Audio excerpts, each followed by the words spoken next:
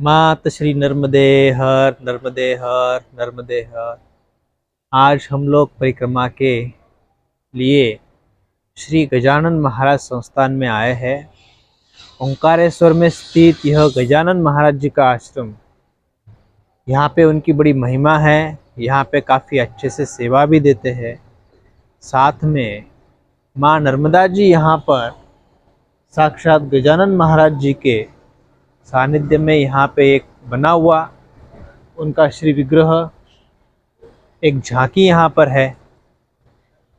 इसकी कथा ऐसी आती है, सोमवती अमावस्या के दिन श्री गजानन महाराज जी माँ नर्मदा जी के दर्शन के लिए ओंकारेश्वर में दर्शन करने के लिए आए थे और उन्होंने यहाँ पर माँ नर्मदा जी में स्नान, पूजा, संध्या, वंदन आदि सब करने के पश्चात यहाँ से वो जाना था उनको आगे खेड़ी घाट की तरफ।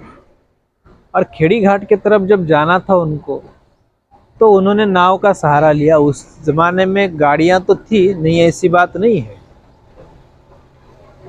परंतु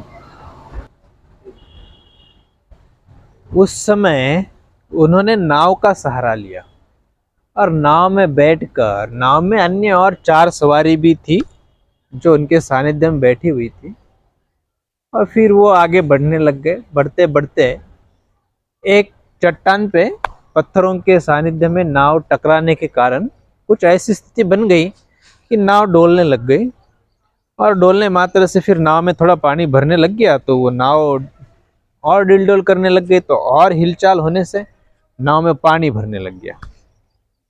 अब महाराज जी अपने मस्ती में, मौज में, अब बाकी के लोग डरने लग गए। अब क्या होगा, नावड़ी वाला भी डरने लग गया। करते करते फिर माँ नर्मदा जी को प्रार्थना करने मात्र से सभी लोग माँ नर्मदा जी की प्रार्थना करने लगे। परंतु माँ नर्मदा जी जो है, श्री गजानन महाराज जी नाव में बैठे हुए हैं, तो वो नाव डूब सकती है क्या? सवाल ही नहीं आता। परंतु उसी समय माँ नर्मदा जी कन्या के रूप में प्रकट होकर अपने हाथों से नाव को उन्होंने किनारे लगा दिया, जिसका दृश्य, जिसकी झांकी हमने देखी थी अभी यहाँ से दिख रही है। माँ नर्मदा जी ने उस नाव को किनारे पे लगा दिया। ऐसी ये बहुत सी सुंदर ऐसी ये झांकी यहाँ पे विद्यमान है। ऐसे चमत्कारिक महाराष्ट्र भूमि के श्री गजानन महाराज जी का आश्रम यहाँ पर स्थित है। और बड़ी खुशी की और आनंद की बात है, जो भी परिक्रमावासी, वो महाराष्ट्र से हो, एमपी से हो, यूपी से हो, जहाँ कहीं से भी हो, वे सभी ओंकारेश्वर में स्थित माँ नर्मदा जी के दक्षिण तट पर श्री गजानन महाराज जी के आश्रम में आकर यहाँ पे 3 दिवसीय निवास करते हैं। फिर परिक्रमा की तैयारी करते हैं, ओंकार जी के दर्शन करते हैं, माँ नर्मदा जी का जल चढ़ाते हैं पहले दिन में। फिर ये करने के बाद वो आगे बढ़ते हैं मानधाता की परिक्रमा, जहाँ पर ओंकारेश्वर महाराज जी विराजमान है। जिस पर्वत के ऊपर, उस पर्वत का, पहाड़ का नाम है मानधाता पर्वत। मानधाता नाम का एक राजा था। इसके पहले भी हमने कुछ कथा आपको इस YouTube चैनल के द्वारा दी हुई है, और भी आगे इनकी कथा आएगी, और भी सुनते रहना। तो मानधाता की जो परिक्रमा, माँ नर्मदा जी की परिक्रमा के पूर्व मानधाता पर्वत की परिक्रमा की जाती है। परिक्रमा पूरी होने के पश्चात भी माँ का जल ओंकार जी को चढ़ाया जाता है, और ओंकारेश्वर महादेव जी के दर्शन करने के बाद फिर से एक बार मानधाता की परिक्रमा करके चने की दाल ऋणमुक्तेश्वर महादेव को चढ़ाई जाती है। और लोग चने की दाल ऋणमुक्तेश्वर महादेव जी को तो चढ़ाते हैं ही, परंतु साथ में इस बात का भी ध्यान रखना जरूरी है कि ऋणमुक्तेश्वर महादेव को जब हम चने की दाल चढ़ाते हैं तो एक रात्रि में वो भिगा के रखें, एक दिन पूर्व, ताकि वो सॉफ्ट होती है। और महादेव जी को हम दाल चढ़ाते हैं, वो दाल हमारे जीवन में माँ नर्मदा जी के परिक्रमा के दौरान इतने सब लोगों के ऋण हमारे ऊपर हो जाते हैं। जब हम परिक्रमा के लिए निकले हैं तो स्वार्थवश निकले हैं, और स्वार्थवश निकले घर से, दो कपड़े जोड़ी, एक बैग उठा के लेके चल दिया। जिस दिन यहाँ पहुंचे उस दिन से भोजन जो है वो हम लोग अन्य लोगों का उपयोग में लाते हैं। हमारा रहना, हमारा चलना, हमारा घूमना फिरना, ये सब हम औरों के सहारे जीवन जीते हैं। तो ये सबसे बड़ा ऋण इनका हो गया। और माँ नर्मदा जी ऐसी ही कि हमें भूखा सोने नहीं देती। कोई परिक्रमावासी अगर भूखा है तो गांव के लोग, इधर के लोग आएंगे जिनके घरों में कुछ खाने के लिए नहीं है, मतलब इतनी गरीब परिस्थिति में है, पर तो भी वो अपने घरों से अनाज निकाल कर उसका भोजन प्रसादी बनाकर परिक्रमावासियों की भोजन की सेवा करते हैं। उनका आदर सम्मान सहित उनको घर में बुलाते हैं, आश्रमों में बुलाते हैं, उनकी सेवा की जाती है। इतनी सेवा मेहमानों की नहीं होती, इतनी सेवा की जाती है। तो होना चाहिए, हम लोग अगर किसी का सहारा ले रहे हैं तो माँ नर्मदा जी के परिक्रमा के दौरान हमें परिक्रमावासियों की सेवा, आश्रमों की सेवा, जो घरों में जा रहे उनकी सेवा, उनके लिए हमने कुछ न कुछ करना चाहिए। ये भी आवश्यक है, परंतु हम लोग ये नहीं करते। तो स्वाभाविक है वो ऋण तो चाहिए। और फिर हम लेते हैं महादेव का चने की दाल चढ़ा के। चने की दाल कितना लेते हैं? 10-20 रुपए की। और वो हम लोग वहाँ जाके चढ़ाते हैं और फिर भगवान से प्रार्थना करते हैं। परंतु भगवान वो प्रार्थना सुनते भी है श्रद्धा से, भक्ति से, भाव से। पर हमें ये भी होना चाहिए कि हम अगर धन से सेवा नहीं कर सकते तो तन और मन से सेवा तो निश्चित कर सकते हैं। माँ नर्मदा जी के परिक्रमा के दौरान हमें होना चाहिए कि हम मानसिक मंत्र जाप करें, भगवान की श्रद्धा भक्ति से माला करें, स्तोत्र पठन आदि करें। गुरु किए हैं तो उनके अनुकूल निर्देशों का पालन करते हुए चले, तो हम जो परिक्रमा करते हैं तो उसका पुण्य बढ़ जाता है। तो मतलब हम परिक्रमा करके आते, लोगों का ऋण हमारे सिर पे ले लेते, वो तो उस समय क्षीण हो गया जो पुण्य मिला हुआ है। रणमुक्तेश्वर महादेव के पास जाते, बच्चा कुचा वो भी वहाँ पे समाप्त हो जाता है। भगवान से प्रार्थना करते कि हमारा ऋण खत्म कर दो। तो ऋण तो ऑलरेडी पहले से जो तुमने जो लिया हुआ है, तुम्हारा पुण्य बैलेंस तो उसी में खत्म हो गया। ताकि हम ना तन से, ना मन से, ना धन से सेवा करते हैं। तो आज के इस वीडियो के द्वारा हम संदेश देना चाहते हैं कि लोगों के लिए नहीं, आप सबके लिए नहीं, ये हम हमारे लिए बता रहे हैं, हम खुद के लिए समझा रहे हैं कि हमें होना चाहिए कि जिन आश्रमों में जाते हैं परिक्रमा के दौरान साफ सफाई हो गई, भोजन प्रसादी बनाना हो गया, वहाँ उन लोगों को अनुकूलता से हम लोग चले। परिक्रमा वासियों के दौरान जब रात में वहाँ सोते हैं तो वहाँ आपस में फ़ोन में जोर जोर शोर शोर से बातें करना, सुबह उनको नींद नहीं होने देना, रात्रि में नींद नहीं होने देना, दिन भर प्रवास करना होता है। तो हम परिक्रमा वासियों को जितना हो सके उतनी सेवा हम करने की सद्बुद्धि भगवान मुझे प्रेरणा दे, मुझे सद्बुद्धि दे और सेवा कर सकूं ऐसी शक्ति प्रदान करें। ऐसी हम लोग माँ नर्मदा जी के श्री चरणों में प्रार्थना करते हैं, भगवान दत्तात्रेय जी से प्रार्थना करते हैं, माँ भगवती राजेश्वरी त्रिपुर सुंदरी जी से प्रार्थना करते हैं। और हम लोग अभी आगे के लिए प्रस्थान करने के लिए प्रारंभ करने वाले हैं। जो भी भक्त माँ नर्मदा जी की परिक्रमा हेतु जुड़ना चाहते हैं, पैदल मार्ग से आना चाहते हैं, किनारे के मार्ग से चलना चाहते हैं, जिनको मार्गदर्शन चाहिए, जिनको ज्ञान की आवश्यकता है, वो जुड़ जाए।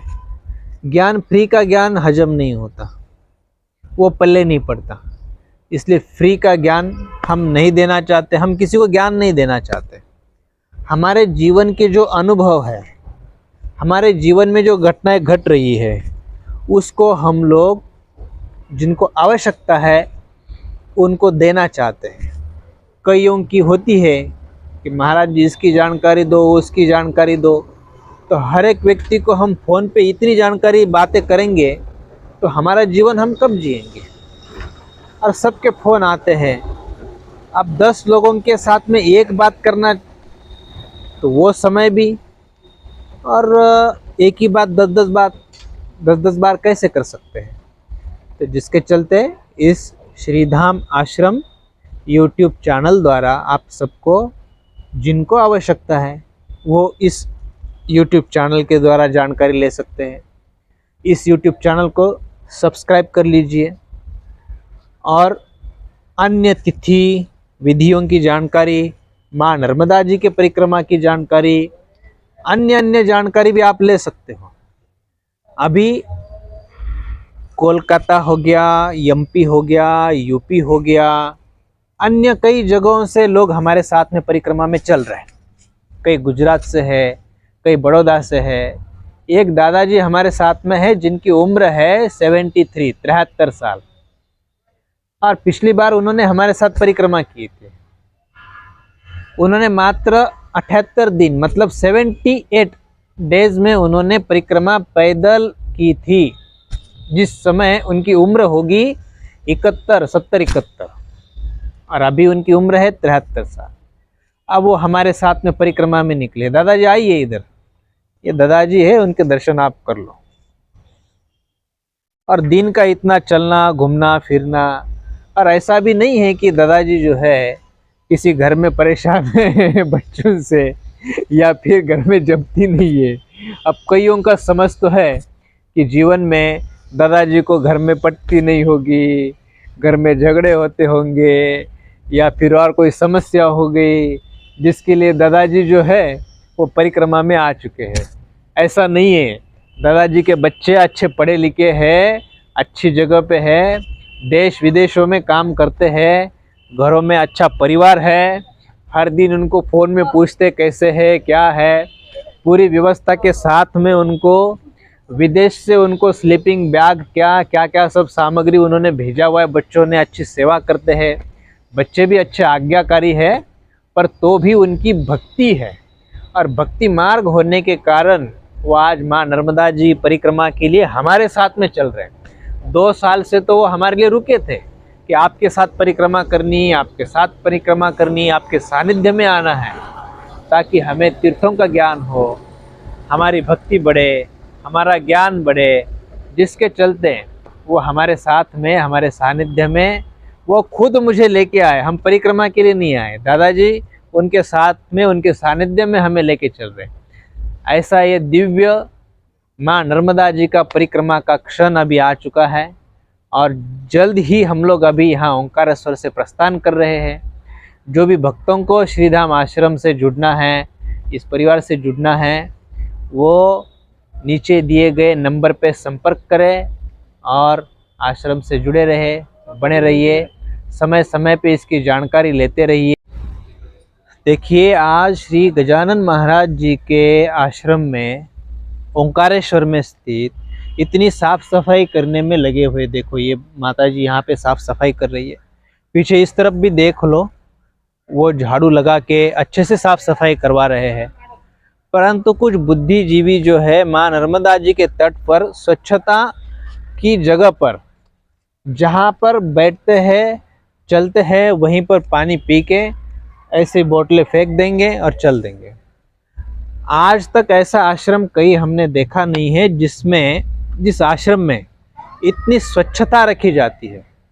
आप गजानन महाराज जी का आश्रम महाराष्ट्र में कहो, एमपी में ओंकारेश्वर में स्थित उनका बड़ा संस्थान है जहाँ पर हम लोग खड़े हैं।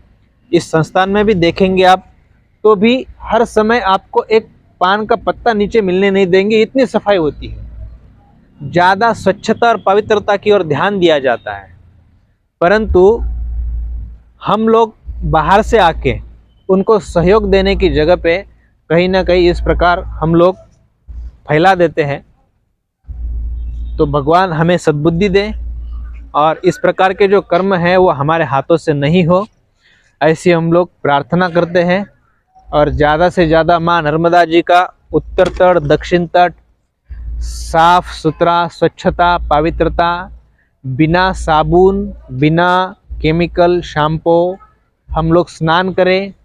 वस्त्र आदि हम लोग माँ नर्मदा जी में साफ सफाई नहीं करेंगे, और माँ नर्मदा जी के तट पर रहने वाले उत्तर तट, दक्षिण तट के रहवासी जो है, अपना स्नान का पानी, बाथरूम का पानी, ये नाले बिल्कुल भी माँ नर्मदा जी में नहीं छोड़े, ऐसी प्रार्थना करते हैं।